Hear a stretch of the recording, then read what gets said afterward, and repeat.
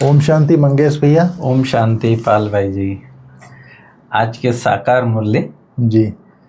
साकार मुरली का आज का गीत है, हमें उन राहों पर चलना है जहाँ गिरना और संभलना है। हम है वो दिए औरों के लिए जिन्हें तूफानों में जलना है। हम है वो दिए औरों के लिए जिन्हें तूफानों में जलना है। जब तक न लगन हो सीने में बेकार है ऐसे जीने में। सच में कितना ज्ञान का गीत है, जैसे कि हमारी जो जीवन है वो वास्तव में, और ऐसे भी कहा जाता है कि अपने लिए जिए तो क्या जिए, तू जीना सीख जमाने के लिए। वो सार्थक जीवन, मनुष्य जीवन उसी का कहा जाता है जो औरों के लिए जिए या औरों की सेवा के लिए, औरों के दुख दर्द हरने के लिए जिए, उनकी खुशी के लिए जिए, तो वो सच्चा मनुष्य जीवन है। और जब तक न लगन हो सीने में बेकार है ऐसे जीने में। तो जब तक पुरुषार्थ की लगन नहीं है, बाप समान बनने की लगन नहीं है, तो फिर तो ब्राह्मण बन के भी कोई जीने का मतलब नहीं निकलता है। तो इस प्रकार से तो बड़ा अच्छा गीत है मुरली का। और गीत के हिसाब से बाबा ने भी मुरली में पढ़ाई पर जोर दिया है। आज की मुरली में पढ़ाई, बाबा ने कहा खुशी का भी आधार और उच्च पद का भी आधार पढ़ाई है। पढ़ाई से ही सब कुछ है। पढ़ाई इसलिए हमारी पहली सब्जेक्ट ज्ञान ही है। और बाबा, शिव बाबा को हम कैसे समझते हैं? ज्ञान के माध्यम से ही उसको समझते हैं शिव बाबा को। शिव बाबा ब्रह्मा में आया जब उसने सारा ज्ञान देना शुरू किया, यथार्थ ज्ञान देना शुरू किया, जो कहीं पहले वेद शास्त्र पुराणों में या गीता इसमें कहीं नहीं था। ब्रह्मा बाबा ने भी नहीं सुना था। ये सीढ़ी का राज जो है या चक्र का ज्ञान है, तो ये सब जो ज्ञान के आधार पर ही पता चलता है कि हाँ, ये परमात्मा का सच्चा ज्ञान है जो दूसरा कोई मनुष्य दे ही नहीं सकता। फिर आज की मुरली में खास बाबा ने विनाश की विभीषिका जो है उसका वर्णन किया है। जो हम देखते हैं पाल भाई जी कि ये थोड़ा सा जो ब्लैकआउट जैसे भी पोजीशन हुई, अभी जो भारत पाकिस्तान हुआ, तो कैसे बिजली चली जाती है, कुछ देर के लिए बिजली चली जाती है तो कैसी हालत हो जाती है, कुछ देर के लिए इंटरनेट बंद हो जाता है तो कैसी हालत हो जाती है। और बाबा ने कहा विनाश शब्द छोटा है लेकिन इतना वो भयंकर शब्द है कि बाबा ने कहा कि सारे पशु पंछी मरेंगे, पानी के लिए आत्मा मनुष्य तड़पेगा पानी के लिए, इधर आग बरसेगी, सूरज की तरफ से भी आग बरसेगी, तो ये विनाशक जो अस्त्र शस्त्र बनाए इसके द्वारा, माना इतना भयंकर वो होगा कि उसमें बाबा को याद करना और स्वयं को संभाल के रखना बहुत बड़ी बात है। और उसके साथ साथ फिर बाबा ने, जैसे ब्रह्मा बाबा को पहले विनाश का साक्षात्कार हुआ जिसमें बाबा एकदम घबरा गए वो सारा देख कर कि इतना विध्वंसक रहेगा करके, इतना डरावना सीन रहेगा। और फिर बाबा ने मुरली में स्वर्णिम भारत का वर्णन किया। बाबा ने कहा कि सोने के पहाड़ होंगे, हीरे के तो ऐसे जैसे मतलब आज, और है भी एक्चुअल में हीरे जो है कोई पत्थर ही है, वो पत्थर ही है, लेकिन उसकी अपनी वैल्यू, आज जो कम हो गए तो इसलिए उसकी वैल्यू ज़्यादा, लेकिन वो है एक पत्थर ही है, हीरा भी। तो और आपको बताऊं कि जो हिस्ट्री में हमने पढ़ा है कि सिकंदर की सेना जब भारत में आई तो उन्होंने देखा कि जिस सोने हीरे जवाहरात के लिए हम लोग ऐसे लड़ाइयाँ कर रहे हैं, खून खराबा कर रहे हैं, इधर उधर भाग रहे हैं, भूखे प्यासे भाग रहे हैं, उन सब चीज, यहाँ भारत में तो बच्चे जैसे खेल रहे हैं। हाँ, ये परिस्थिति थी। माना हीरे जवाहरात कोई मूल्य ही नहीं था। और ये तो हो गई समझो आज से लगभग 2000 से पहले की बात, थोड़ी जब से द्वापर काफी बीत चुका, कलयुग के शुरुआत की बात।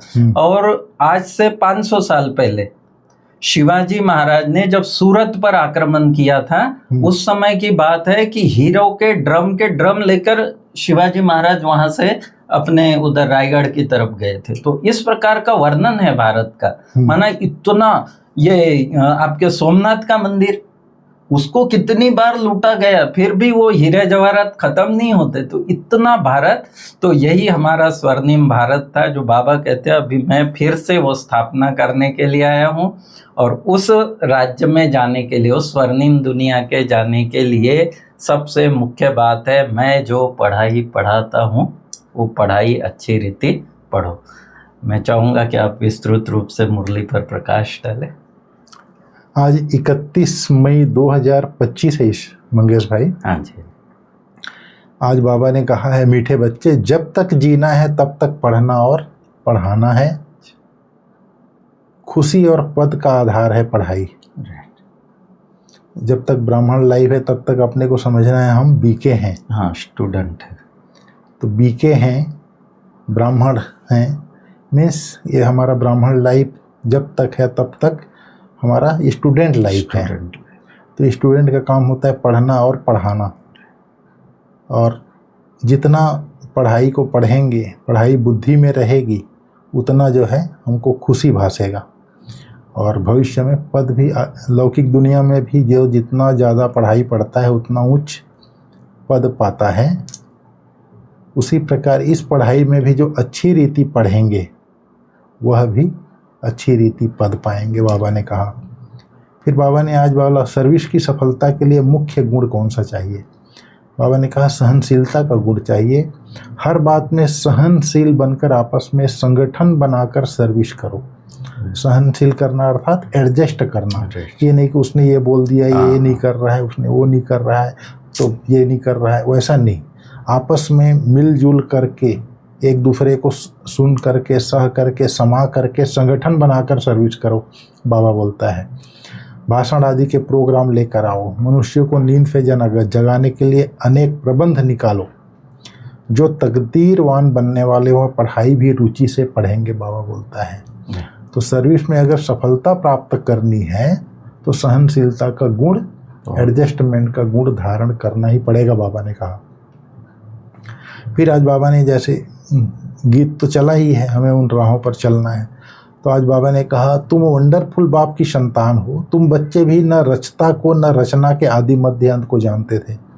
अभी उस रचता और रचना को तुमने नंबरवार पुरुषार्थ अनुसार जाना है। जितना जाना है और जितना जिसको समझाते हो उतनी खुशी और भविष्य का पद होगा। बाबा ने कहा, मूल बात है, अभी हम रचता और रचना के आदि मध्य अंत को जानते हैं। सिर्फ हम ब्राह्मण ब्राह्मणियाँ ही जानते हैं। जब तक जीना है अपने को निश्चय करना है, हम बीके हैं।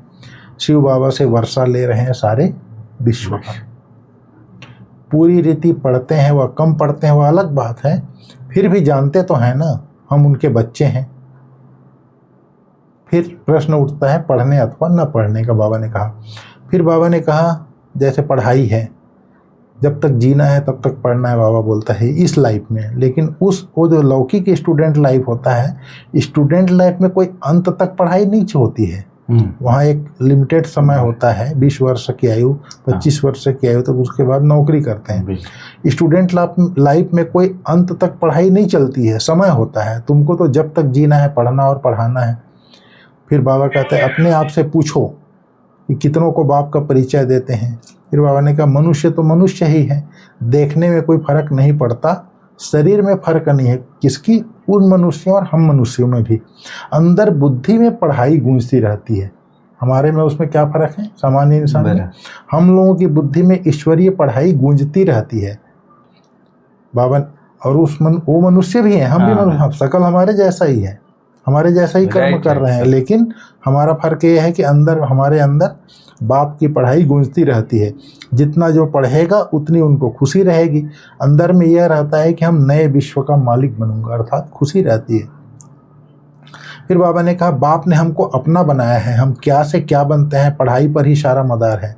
पढ़ाई से मनुष्य कितना उच्च बनते हैं, और उस पढ़ाई में तो अल्पकाल क्षण भंगुर मर्तबा मिलता है, बाबा बोलता है। अब इस पढ़ाई से कितना ऊंचा बनते हैं, सारा अटेंशन पढ़ाई पर देना है। जिसकी तकदीर में है उनकी दिल पढ़ाई में लगती है। औरों को भी पढ़ाई के लिए भिन्न भिन्न रीति पुरुषार्थ कराते रहते हैं, जिसकी तकदीर में वो कराता है। फिर बाबा ने कहा, अभी तुम जानते हो अल्प को याद करने से खुशी रहती है। अगर बच्चों को याद की यात्रा का अटेंशन कम है, अल्प को याद नहीं करते हैं तो नुकसान जरूर होता है। सारा मदार याद पर है। याद करने से एकदम हेविन में चले जाते हैं, याद भूलने से ही गिर पड़ते हैं, बाबा बोलता है। फिर बाबा ने बहुत बड़ी बात बताई है। भक्ति मार्ग में जैसे कृष्ण का दीदार करते हैं, उसके लिए कितना माथा मारते हैं। उसका दर्शन हुआ, फिर क्या हुआ? बाबा बोलता है फायदा तो कुछ नहीं हुआ। दुनिया में देखो किन बातों पर चल रहे हैं, और तुमको तो बाप से बहुत बड़ी जागीर मिलती है, बाबा बोलता है। आज बाबा ने बहुत स्ट्रिक्टली बात कही है। तुम जैसे गन्ने का रस का शुगर पीते हो, बाकी सब मनुष्य जैसे छिलका चूसते हैं। आज बाबा ने भक्ति की तुलना की। तुम अभी शुगर अर्थात सॉलिड माल पीकर पेट भर आधा कल्प सुख पाते हो, बाकी शुगर माना मीठे हो जाते हो। बाकी सब भक्ति मार्ग के छिलके चूसते नीचे उतरते आते हैं। अब बाप कितना प्यार से पुरुषार्थ कराते हैं, परंतु तकदीर में नहीं है तो अटेंशन नहीं देते। न खुद अटेंशन देते हैं, न औरों को देने देते हैं।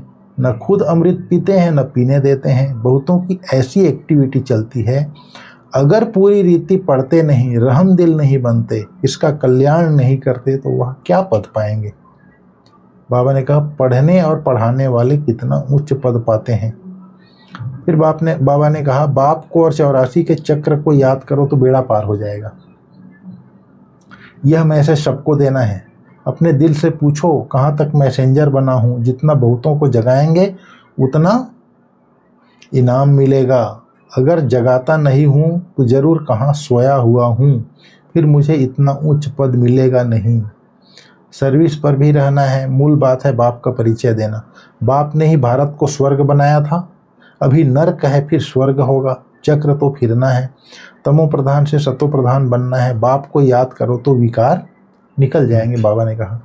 फिर बाबा ने कहा बाबा सबको एक रस पढ़ाई पढ़ाते हैं, परंतु कईयों की बुद्धि बिल्कुल जड़ है, कुछ भी समझ नहीं सकते।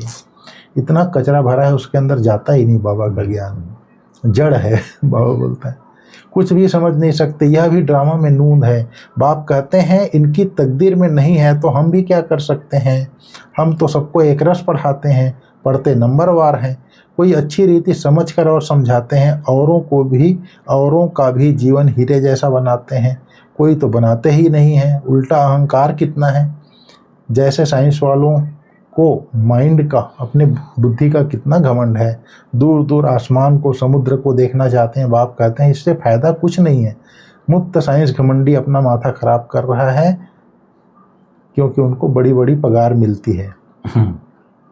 फिर बाबा ने कहा अभी तुम बच्चों की बुद्धि में नई दुनिया है। जानते हो यह चक्र फिरना है। तुमको और कोई बातों में नहीं जानना है, सिर्फ बाप को याद करना है। सबको यही कहते रहो बाप को याद करो तो विकर्म विनाश होंगे। अभी तुम बच्चों को स्मृति आई है बहुत अच्छी तरह से। हम सबसे उच्च पार्टधारी हैं। हमारा पार्ट बाबा के साथ है। कितनी ऊंची बात कही बाबा ने। हम सबसे ऊंचे पार्टधारी हैं, हमारा पार्ट बाबा के साथ है। हम बाबा की फ्री मत पर याद में रहकर औरों को भी आप समान बनाते हैं। जो कल्प पहले थे वही बनेंगे। साक्षी होकर देखते रहेंगे और पुरुषार्थ भी कराते रहेंगे। सदा उमंग में रहने के लिए रोज एकांत में बैठकर अपने साथ बातें करो। बाकी थोड़ा समय इस अशांति दुनिया में है, फिर तो अशांति का नाम नहीं रहेगा। बाबा ने कहा फिर कोई आदमी मुख से तो कह ना सके कि मन की शांति कैसे मिले। शांति के लिए तो जाते हैं, परंतु शांति का सागर तो एक बाप ही है। दूसरे कोई के पास यह वस्तु है नहीं शांति। वैसे तुम बच्चों की बुद्धि में गूंजना चाहिए रचता और रचना को जानना। यह है ज्ञान। वह शांति के लिए है और वह सुख के लिए है। सुख होता है धन से, धन नहीं तो मनुष्य काम का नहीं। धन के लिए मनुष्य कितना पाप करते रहते हैं। बाबा ने कहा बाप ने तो यहाँ अथाह धन दिया है। तो इस तरह से आज बाबा ने मुरली में सुनाया। फिर बाबा ने कहा समय निकालकर एकांत में अपने आप से बातें कर अपने आप को उमंग उत्साह में लाना है। आप समान बनाने की सेवा के साथ साथ साक्षी होकर हर एक के पार्ट को देखने का अभ्यास करना है। बाप को याद कर अपने आप को सुधारना है। अपने दिल से पूछना है कि मैं मैसेंजर बना हूँ, कितनों को आप समान बनाता हूँ। आज बाबा ने वरदान बहुत अच्छा बात बोला है। श्रेष्ठ पुरुषार्थ द्वारा फाइनल रिजल्ट में फर्स्ट नंबर लेने वाले उड़ता पंछी भाव। फाइनल रिजल्ट में फर्स्ट नंबर लेने के लिए 3 बातें बताई हैं। पहला है दिल के अविनाशी वैराग्य द्वारा बीती हुई बातों को, संस्कार रूपी बीज को जला दो। अविनाशी वैराग्य चाहिए, ये नहीं कि वैराग्य आया और गया। अलग काल। दूसरी बात है अमृत वेले से रात तक ईश्वरीय नियमों और मर्यादाओं का सदा पालन करने का व्रत लो। तीसरी बात है मनसा द्वारा, वाणी द्वारा या संबंध संपर्क द्वारा निरंतर महादानी बन, पुण्य आत्मा बन, दान पुण्य करते रहो। जब ऐसा श्रेष्ठ हाई जंप देने वाला पुरुषार्थ हो तब उड़ता पंछी बन फाइनल रिजल्ट में नंबर 1 बन सकेंगे।